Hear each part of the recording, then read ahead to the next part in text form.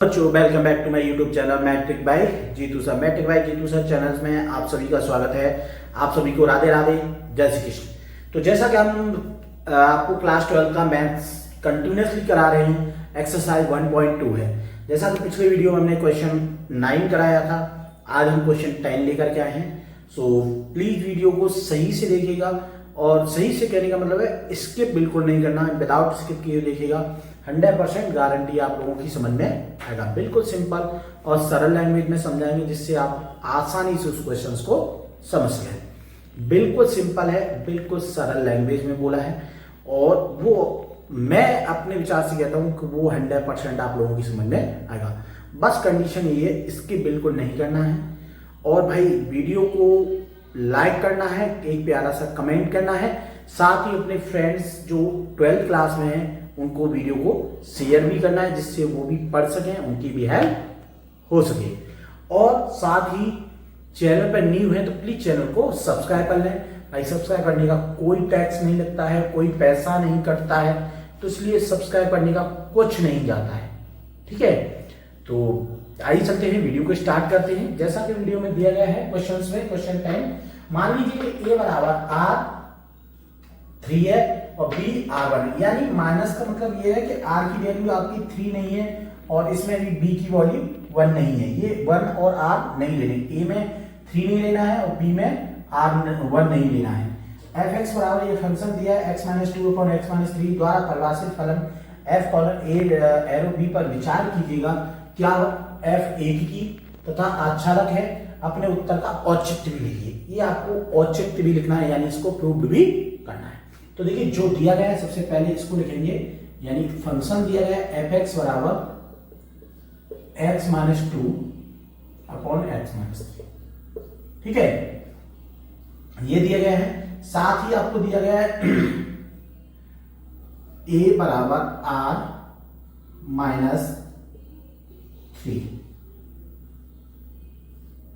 और b बराबर दिया गया है r-1।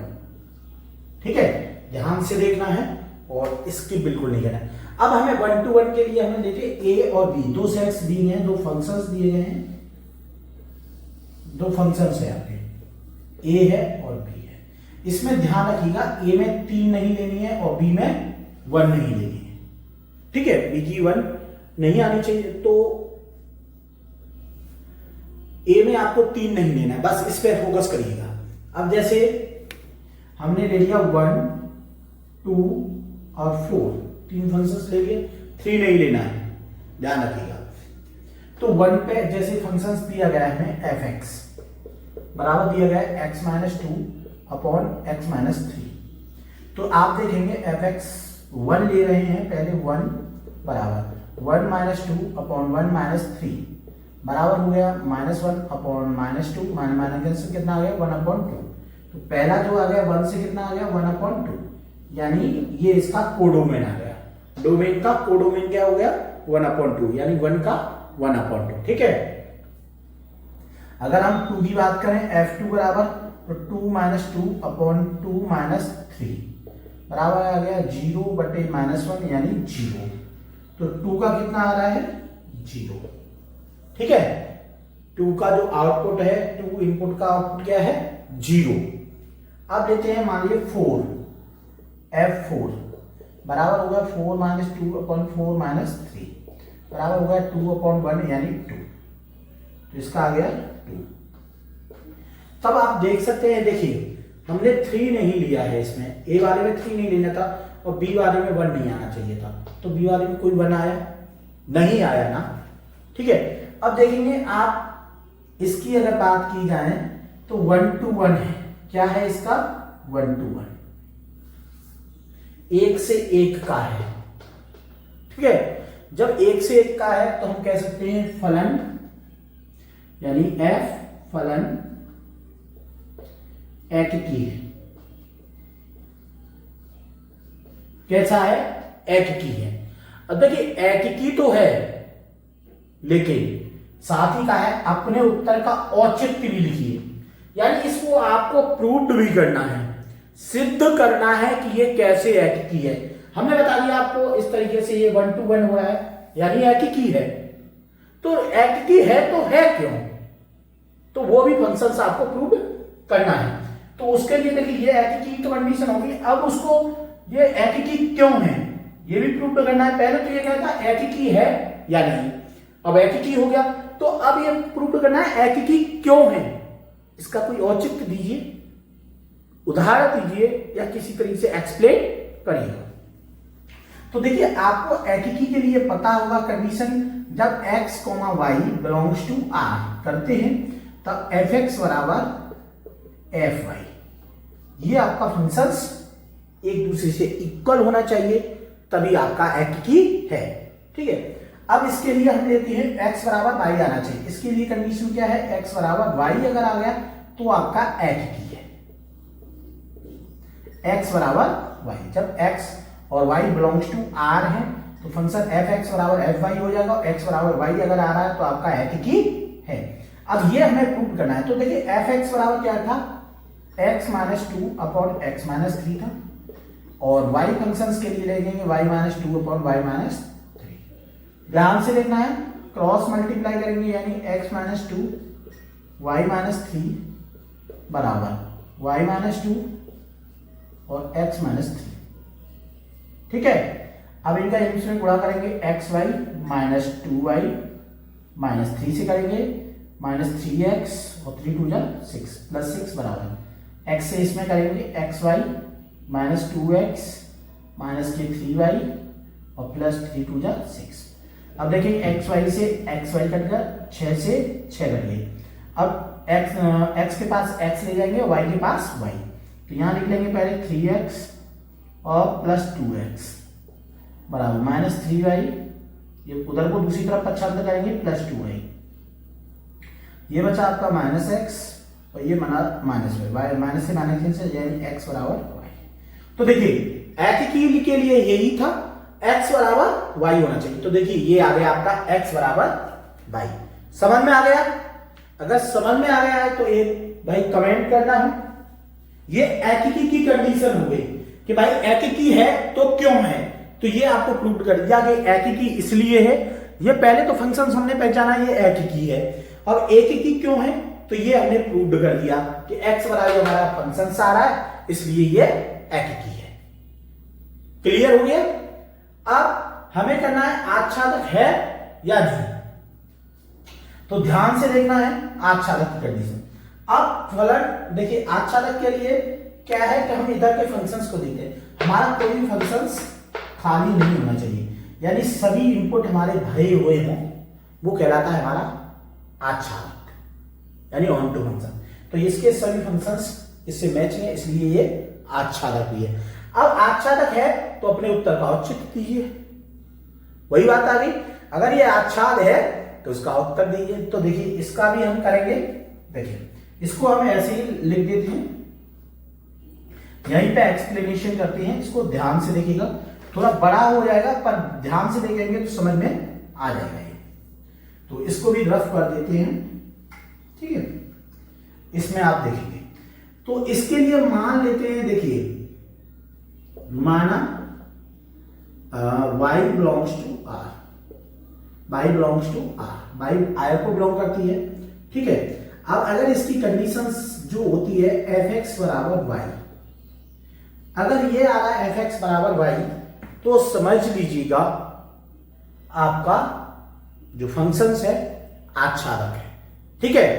क्योंकि उससे तो पता चल गया, जो हमने वेन आरेख बनाया तो उससे तो आच्छादक पता चल गया, ठीक है, कि कोई भी आउटपुट खाली नहीं है तो आच्छादक है। अब प्रूव कैसे करेंगे वो भी समझ लीजिए। अब fx बराबर y करना है तो ये प्रूव लाना है, ठीक है। तो इसमें मान लेते हैं y बराबर fx बराबर y करना है, तो x की जगह क्या है, y की जगह पे ये है, तो x minus 2 upon x minus 3 cross multiply कर देंगे, यानी yx माइनस 3y बराबर x माइनस 2, ठीक है। अब आपका हो जाएगा, इसमें से y कॉमन ले लेंगे, सॉरी इसमें x कॉमन आ जाएगी, x के पास x ले जाएंगे, यानी माइनस 3y बराबर x माइनस 2 और माइनस yx, ठीक है। और 2 को इधर पहुंचा देंगे, यानी 2 माइनस 3y बराबर x इसमें से कॉमन ले लेंगे तो 1 माइनस वाई। ठीक है, ये हो गया, यानी x बराबर आ जाएगा 2 माइनस 3y बटे 1 माइनस वाई, यानी ये x की वैल्यू आ गई। अब x की वैल्यू आ गई, हमें प्रूव क्या करना था, अगर ये हमारी आती है fx बराबर y तो समझिए ये आच्छादक है। तो अब ये x बराबर निकला है, अब x बराबर वैल्यू हमें इसमें रखनी है। तो हमारा जो फंक्शन दिया था fx बराबर x minus 2 upon x minus 3, तो इसमें रखेंगे x की जगह पे जो दिया गया f 2 minus 3y upon 1 minus y। ठीक है, अब इसमें रखेंगे यही सेम रखेंगे, यानी 2 माइनस 3x की जगह पे यही रखेंगे, पूरा 3 है, और 2 minus 3y upon 1 minus Y बटे, ठीक है, x की जगह पे इसमें भी रखेंगे 2 माइनस 3y, इस जगह पे x माइनस 2 है, इसको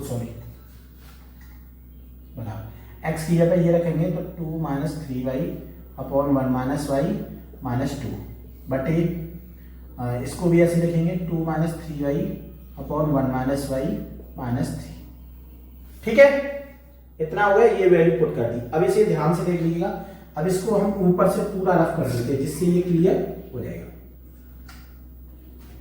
ये हो गया, अब इसको सॉल्व करेंगे। देखिए fx नहीं f 2 minus 3y upon 1 minus y बराबर, इस पूरे का एलसीएम ले लेंगे, एलसीएम आ गया इसका 1 माइनस वाई, तो 2 माइनस 3y माइनस 2 का मल्टीप्लाई हो जाएगा इसमें, 2 माइनस माइनस माइनस प्लस हो जाएगा प्लस 2y बटे, ऐसे ही इसका नीचे का एलसीएम लेंगे 1 माइनस वाई आ गया, तो 2 माइनस 3y माइनस 3 का मल्टीप्लाई हो जाएगा 3y plus 3y 3 plus 3y, ये हो गया। देखिए इससे हमारा ये कट ऑफ हो जाएगा। ठीक है, तो आपका आ गया f 2 minus 3y upon 1 minus y equal, देखिए 2 से 2 कट गए इसमें। ठीक है, ध्यान देना है, 2 से 2 कट गए तो आपके बचे 3 और 2 कितने बचे ऊपर, माइनस 5y बटे, इसकी बात की है 3y से 3y कट गया, ये कट गया, 3 में से 2 गए, कितना बचा, माइनस का 1।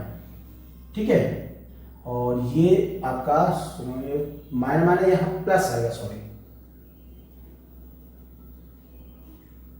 क्योंकि अगर आप देखेंगे इसको ओपन करेंगे तो इसमें माइनस प्लस हो जाएगा, प्लस का 2y, देखिए यहाँ प्लस 3y है, यहाँ पे भी प्लस 2y आएगा, तो यहाँ पर माइनस y आएगा, माइनस से माइनस कट हो जाएगा, 1 करेंगे तो बराबर y।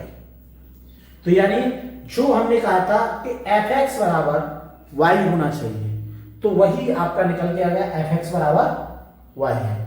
तो ये औचित्य भी निकल के आ गया, हमने उत्तर की एक्सप्लेनेशन कर दी, तो हम लिख सकते हैं अतः फलन एकीकी तथा आच्छादक है।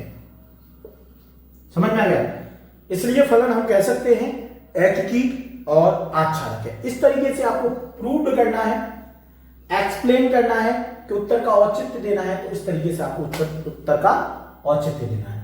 समझ में आ गया होगा, तो इस क्वेश्चन को मेरे हिसाब से आप लोगों की समझ में आ गया होगा। फिर भी कोई डाउट है तो आप कमेंट बॉक्स में कमेंट कर सकते हैं। चैनल पर न्यू है तो प्लीज चैनल को सब्सक्राइब कर लें भाई, ज्यादा से ज्यादा सपोर्ट करें जिससे हम और बेहतरीन आप लोगों के लिए कर सकें। तो आज की वीडियो को हम यहीं पे एंड करेंगे। वीडियो कैसा लगा कमेंट बॉक्स में कमेंट करना है। चैनल पर न्यू है तो प्लीज चैनल को सब्सक्राइब कर लें। अब मिलेंगे आपको नेक्स्ट वीडियो में, तब तक के लिए आप सभी को राधे राधे, जय श्री कृष्ण।